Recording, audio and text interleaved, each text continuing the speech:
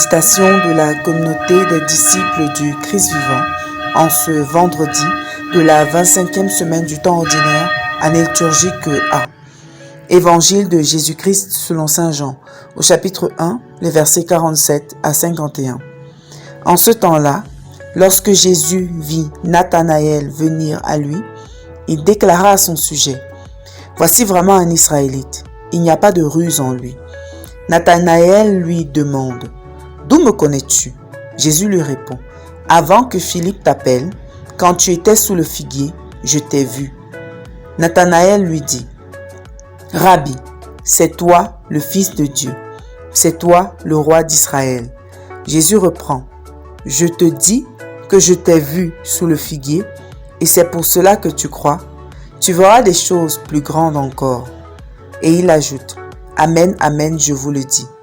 Vous verrez le ciel ouvert et les anges de Dieu monter et descendre au-dessus du Fils de l'homme. » Acclamons la parole de Dieu. Méditation. Bien-aimés de Dieu, l'Église universelle célèbre en ce jour les archanges Michel, Gabriel et Raphaël.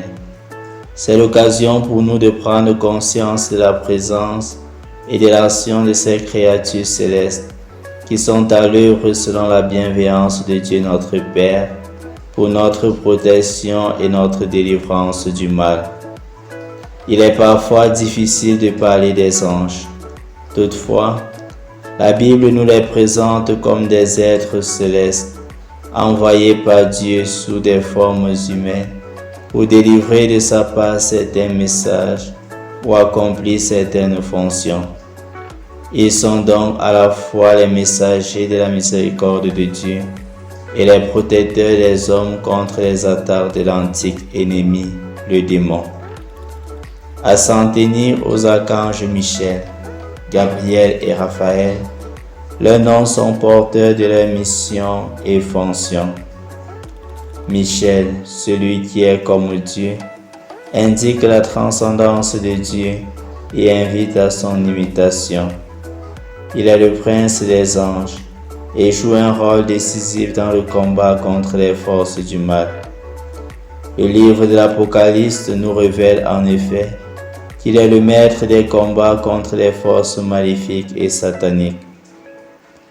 Gabriel signifie la force de Dieu.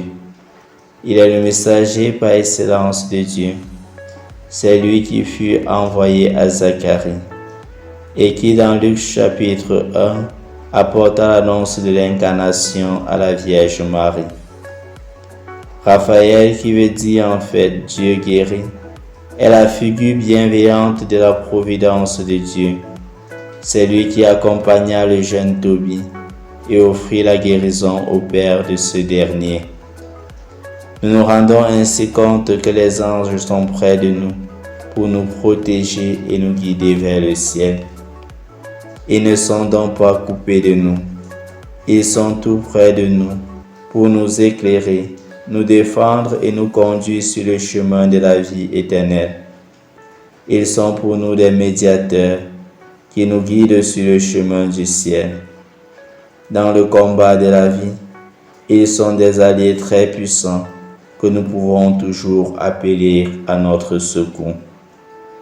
Invoquons-les sans cesse dans notre vie, qu'ils nous apprennent à cultiver une amitié chaleureuse, une confiance et une intimité avec le Christ notre Seigneur.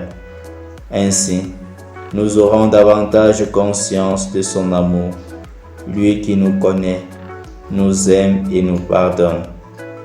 Prions. Seigneur Jésus, notre vie quotidienne est un combat permanent entre les forces de la lumière et celles des ténèbres, entre les désirs de la chair et ceux de l'esprit, entre la vérité et le mensonge. Permets que, soutenus par les saints archanges Michel, Gabriel et Raphaël, nous puissions vaincre le démon et toutes ses séductions et offrir au monde un témoignage authentique de notre foi en toi. Intercession. Prions en ce jour pour toutes les personnes qui portent les prénoms Michel, Gabriel et Raphaël. Que l'intercession de leur saint patron les aide à progresser dans leur combat pour la vie, pour la lumière et pour l'amour.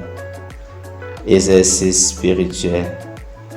Dieu a donné mission à ses anges de nous guider, de nous conduire sur les chemins de la paix.